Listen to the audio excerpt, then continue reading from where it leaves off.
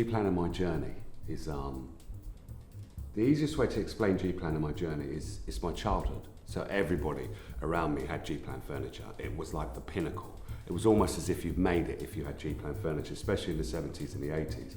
So for me, G-Plan is my childhood. It's like everything I know.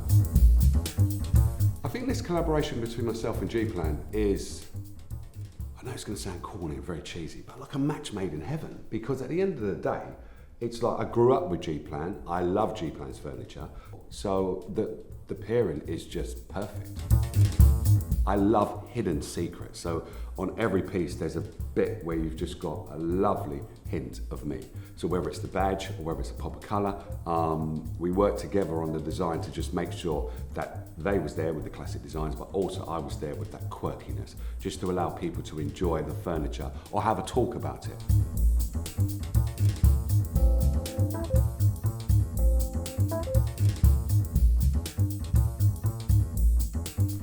So coming up with the names was really, really easy. It's like G-Plan has been in my life since I was a child, so every journey I've taken on that kind of growing up, I should say, I haven't grown up quite yet, but basically every kind of era I went to, that's why we named them after the eras that I grew up, because if G-Plan has been with me through my childhood, it's always been with me and it's still with me today. So naming every piece after where I've grown up or where I had fun, come on, it's a no-brainer. All of the pieces stand out for me, but the Wrigley is probably the one that is the main focal point, because that's where every Saturday we used to go down to the market, me and Mum and my brother, and I used to do shopping, and there was just so many memories I have of Wrigley Road, even when I became an adult. And it's an important piece because it celebrates the community, so that's why we've got it quite large, and you can sit down there with your family and what have you. But to me, naming that one the Wrigley, it just had to be done. Special. So on the Wrigley, we've got a hidden bit of colour. We've got the badge, obviously, and then round the sides of it, so when the family is sitting down there, you can actually see this fabric around the side that just gives it that kind of like, oh, that's nice. With the Morley, it's all about family. So I grew up in the council estate in Morley House, and it was on Cazenhoff Road, but there must have been about 500 people living in it. And I'm not saying with the Morley you're going to get 500 people sitting on there. What I'm saying is that it created this kind of togetherness, and that's what the Morley's all about. It's got some hidden features on there.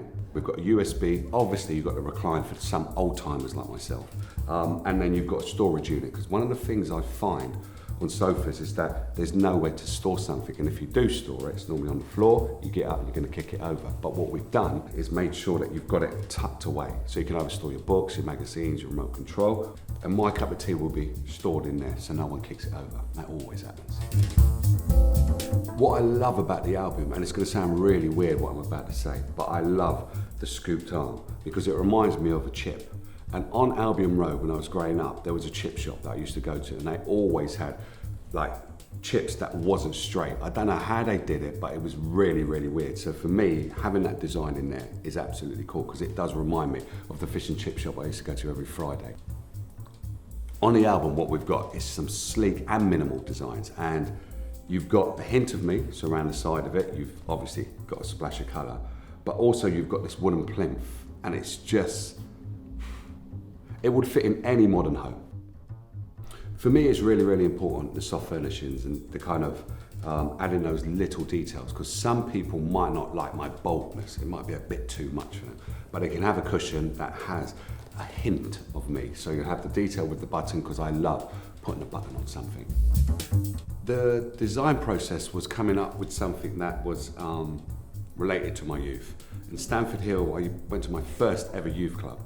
So you had to fill in an application form, and I got one of my friends to do it because I'm not that brilliant at writing. And we had to then post it through the letterbox. So on the Stamford, you've got this letterbox design, and also it's in a lovely recyclable tweed. And I would love to have the fabric on the outside, but then you'll spoil that design. So we've done it on the inside. So for me, the Stamford has really, really vivid memories of posting my application form to be a member of the youth club, and I was number 5, which I was over the moon with. In the collection, we've also got some add-on chairs. It's not like emergency chairs at Christmas time. It's a real comfortable chair that basically you've got the Peabody, the Bethnal, and also the Broadway. For me, all of them are linked to my past in some way, shape or form, and then also linked to my future. So the future with G-Plan, but the Broadway is the one that is the chair for me. That's the daddy of all armchairs. I've done the 6250 chair. So doing the Broadway, it was exactly the same design that I'm going to bring to it. So it's the sides, and it's celebrating how big and comfortable this chair is. And it is, wow. When you sit in that chair, well, when I sat in the chair, I must have been 12 years old, I just felt like I was the king. I felt like I was the governor, and I could achieve anything. So hopefully, anybody that sits in the Broadway now, they should be feeling exactly the same.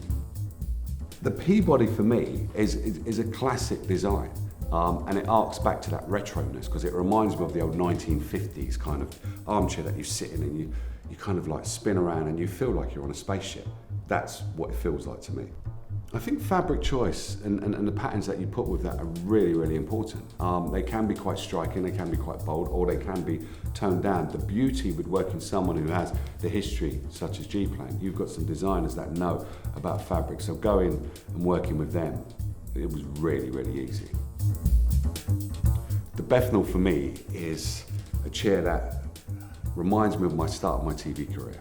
And the TV career was kind of like, this is the way you've got to do it. So it's compact, you've got scripts, you've got like a kind of auto cue cards and all that kind of stuff. But I wanted to add a bit of fun into the TV world, which is, don't give me the auto cue card, don't tell me the questions.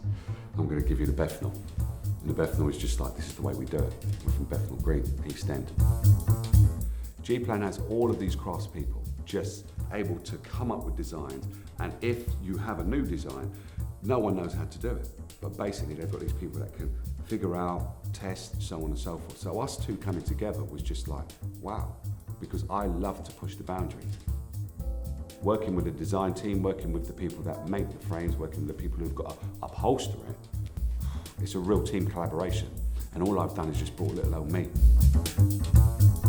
I am super excited because it's an iconic brand that I grew up with. It's a brand that I've worked with, and then we've added in recycling, we've added in my splash of colour. It's like, what's not to love?